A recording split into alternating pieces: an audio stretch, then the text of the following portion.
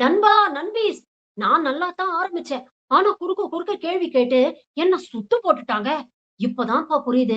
என் தலைவர் என் பத்திரிகையாளர்னாலே பயந்து பதறி ஓடுறாரு. ஒரு பேட்டி கூட குடுக்க மாட்டேங்கிறாருன்னு. ம். நீங்க வளர்ச்சி திட்டங்களுக்கான விஷயங்கள் வேற என்னென்ன வச்சிருக்கீங்க?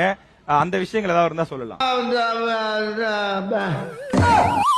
காஞ்சிபுரத்தை எடுத்துக்கிட்டீங்கன்னா நம்ம தொழில் நகரம்னு சொல்றோம்.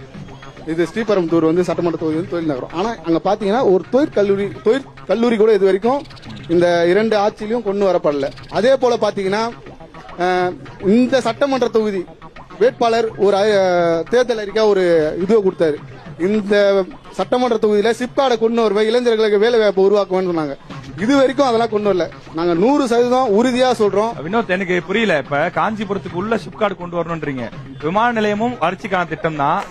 அந்த திட்டம் வந்தா எதிர்க்கிறீங்க. இந்த இடத்துல சிப்கார்டு வந்தா எப்படி? ஏன்னா நமக்கு ஸ்ரீபெரும்புதூர் ஆல்ரெடி பக்கத்துல தான் இருக்கு.